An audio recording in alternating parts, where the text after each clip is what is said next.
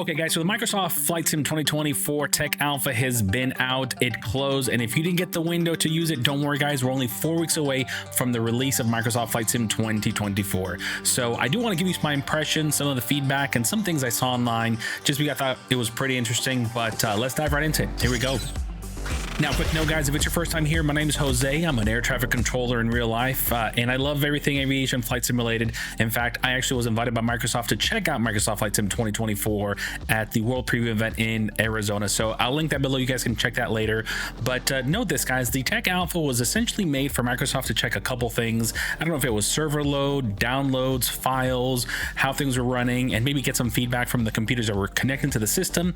But the Tech Alpha was not meant for a perfect bug-free system. Now, I don't think it was really an alpha, so to speak. You know, there is no time for a beta followed by a full release. I'm pretty sure this was almost like, in a sense, it was a Tech Alpha for them, but this is a beta sorts of test for us. I don't know if we're even going to get a beta test to be able to have everything else and have VR and the full features and grass and other things that we're missing. But either way, guys, this was meant for them to get some data, work a couple things through the systems, and really check out what the sim was doing. So if you didn't get to try it, don't stress.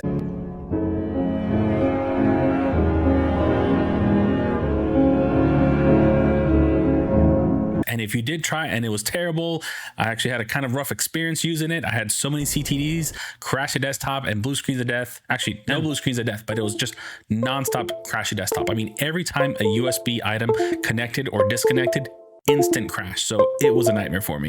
Now, guys, I don't think it's going to be as buggy as Cyberpunk was when it launched. When Cyberpunk launched, if you guys know, if you guys played it, it was a train wreck. In fact, I think I actually stayed away from Cyberpunk because of some of the reviews that I saw, and it took me a while until it was on sale to jump in.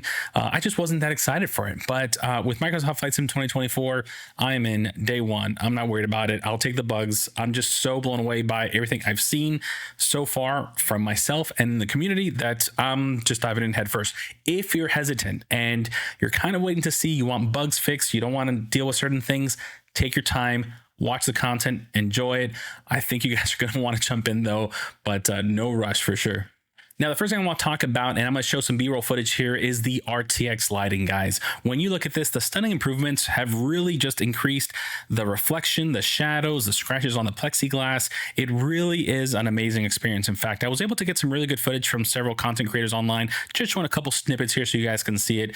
But this was probably one of the biggest things that I saw improved. And honestly, that tied with the weather changes and the improvements and the clouds, it just felt like a massive upgrade. And it really helps with immersion, and this is just in 2D. So I cannot wait to test this out in VR and see how the lighting in the cockpit and all the sharp shadows really give that better experience compared to Microsoft Flight Sim 2020, guys.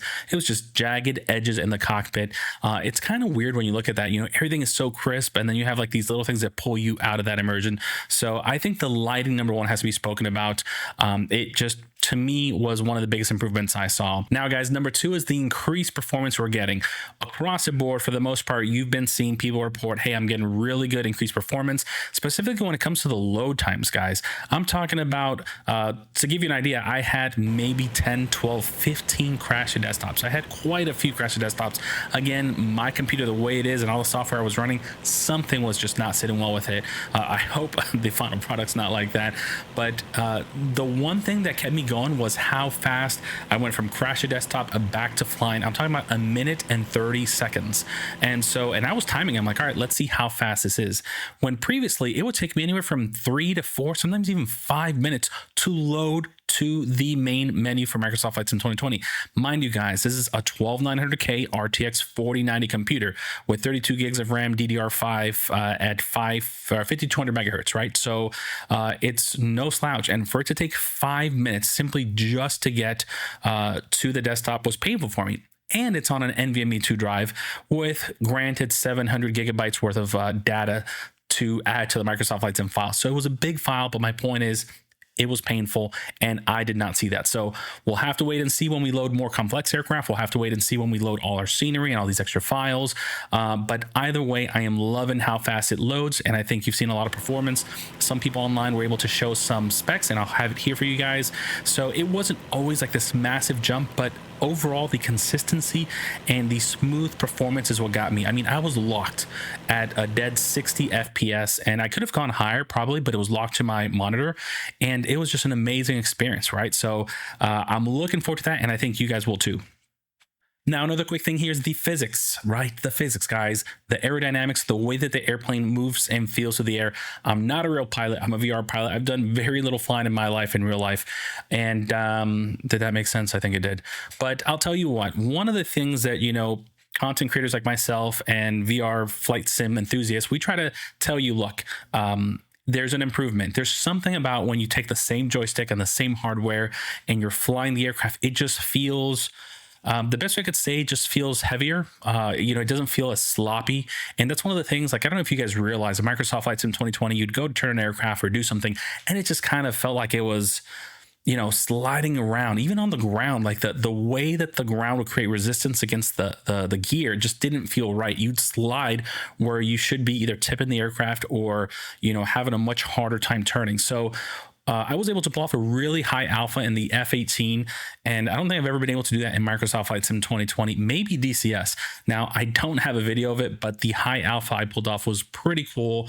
And there was something about, holding the throttle up there, keeping that high alpha going, and just trying to keep it there with the Moza AB9 joystick and base, the force feedback unit, which, by the way, worked pretty straightforward. Once you set up the control systems, it was super cool. So I think a lot of people were saying that as well. And again, I just want to reiterate that there's improved flight physics. So people that think this game is being gamified or, dumbed down, I don't think that's the case. They're adding extra features, but for the hardcore simmers, I think it's going to get better. All right, guys, so a couple more bullet points here. This is something I saw, and I don't know if they had mentioned it before, or maybe I had skipped it, but I did see in the menu, there's integrated voice and text chat. So again, we don't know how this is going to work, whether it's going to be server proximity, whether it's going to be friends, whether it's going to be strictly only to the groups you are in. So I know right now we can have groups of, I don't know, maybe 8 or 10 people. But I do like to sometimes create groups, because once you create a group with someone, you can see them in preference over the other players. So let's say you're in downtown LA and there's, 50 people in that general area.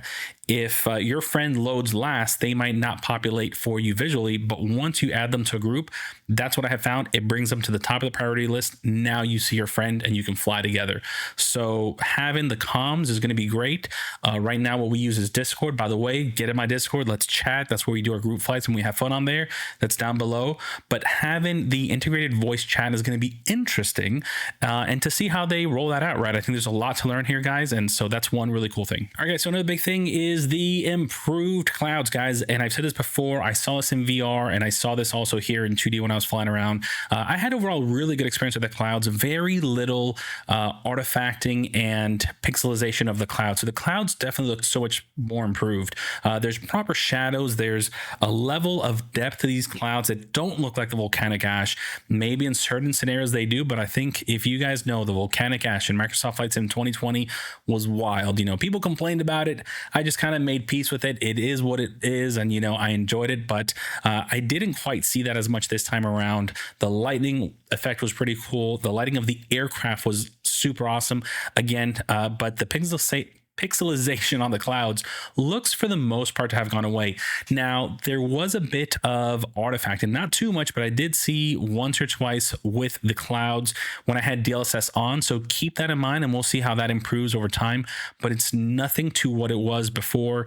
In fact, it's significantly improved, and I think for the most part, the people that it just irritated you, I think you're going to be pretty happy that that was taken care of, because it was kind of off-putting. You would see like this little trail, this little shadow of figure happening right behind it. So most of that I think has been resolved. Now, again, another key point, guys, trees. If you have seen this, right, the seasonal trees and the accurate trees in the locations, you can literally change your weather to go to snow, fall, summer, and you're going to see these trees completely change right in front of you. So you can get out of your aircraft, and which that's the other cool thing, right? We've spoken about that. You can get out of your aircraft, see your character, and just change the weather and the season, and see the tree completely change in front of you. It's going to lose all its leaves. It's going to look like fall. It's going to have snow on the ground.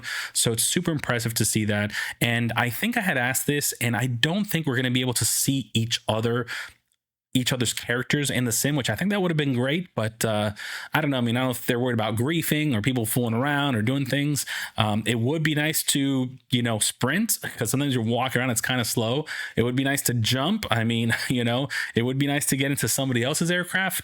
We're like a couple notches away, guys, from this being Grand Theft Auto. But let's see where Microsoft takes it. The fact that we can exit our aircraft, the fact that we have actual, bodies to look down at that cast shadows in the environment is pretty cool, and we're moving in the right direction. Now, again, if you guys care nothing about that, guess what? You can just stay in the aircraft, fly your entire flight plan route without having to worry about it. But for those of us who want to have fun, explore, which I have landed on the top of a hill in Alaska in VR and stepped outside of my sim pit to stand next to my aircraft and look around at the sunset, only to just be in complete awe of how realistic it looks. So some of us like to get out of the aircraft every once in a while, and I've been doing that already. So I'm looking forward to doing that in the sim by getting out of the aircraft without having to get out of my seat. Guys, and if you're finding value in this video, do me a favor, hit that thumbs up button, subscribe, share this video. We have a lot more content coming out. I have the Pimax Crystal Light video, the APHIS video, the Moza AB9 video, and also